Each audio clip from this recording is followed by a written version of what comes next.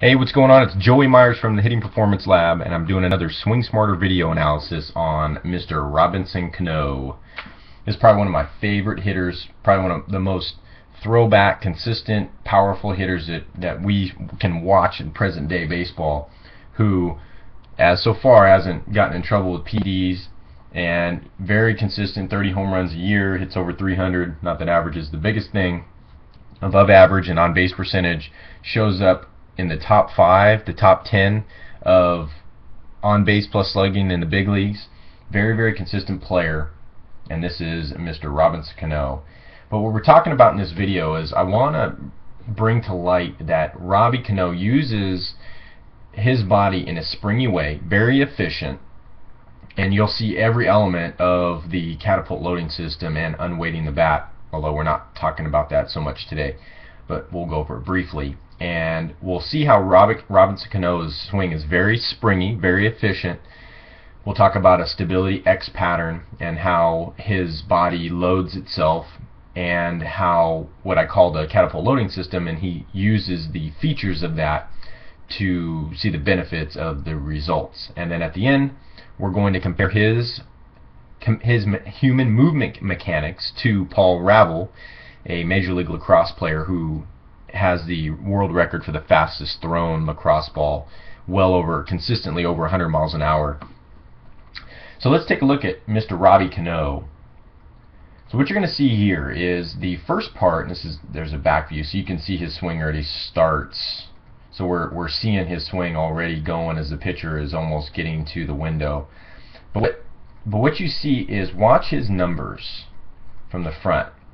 Now when you see him normally, what he does is he lays his bat on his shoulder and kind of hangs back and stands straight up, and you won't be able to see his numbers, be able to make out maybe barely the leg of the 4, the vertical part of the 4. But what you'll see even here, even into the swing, is you'll see his numbers will turn to where you can see him perfect. If you didn't know that Robinson Cano's number was 24, you really couldn't tell in this view, in this part of the timeline. But once he goes into the catapult loading system, you can definitely tell that's a 24.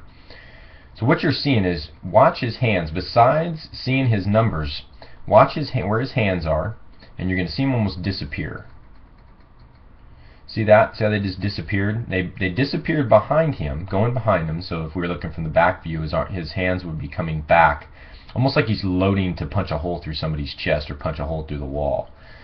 But he's got both hands on the bat, so it doesn't look like he's going to punch something. But his hands are tucking back or loading to punch. And we talked about in other articles the spine engine, and how the lower end of his front shoulders, his downward angle, contributes to that catapult loading system. So this was a home run, but that's what you're seeing, is you're seeing him tuck his hands, and you're seeing his numbers from the back.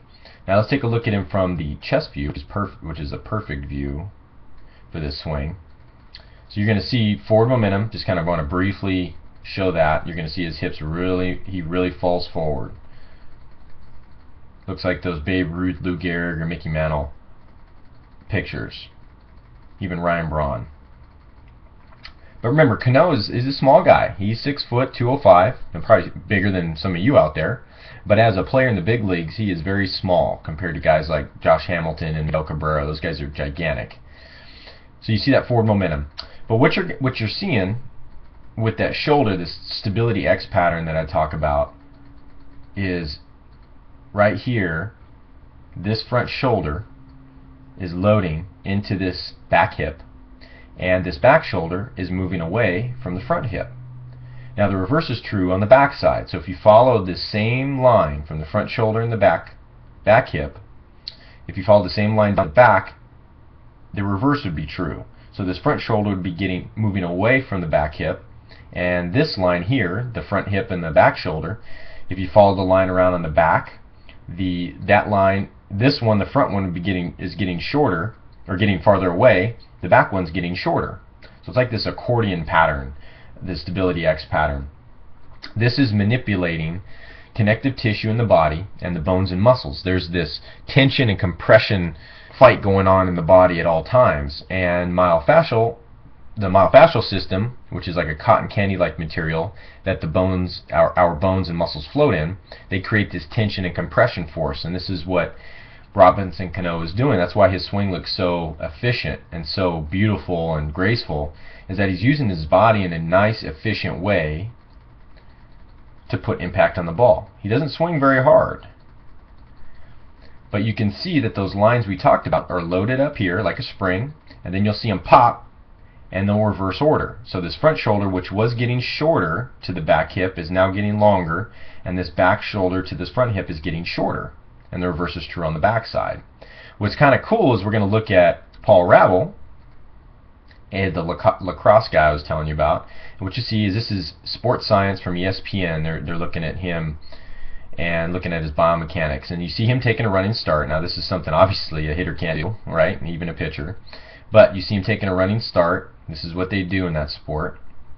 Different strokes for different folks, but here's a cool side view of this stability X pattern in practice, or the catapult loading system in practice.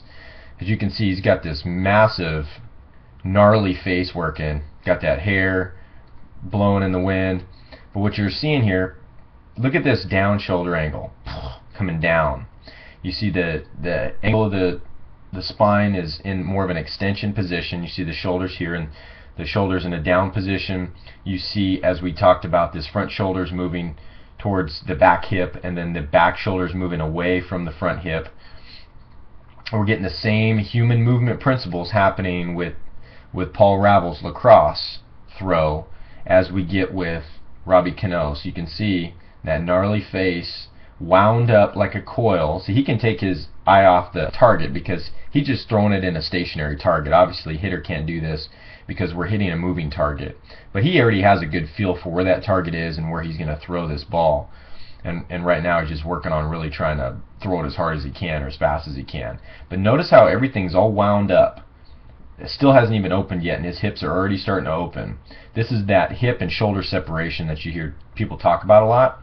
But when an athlete thinks in those terms, they have a hard time really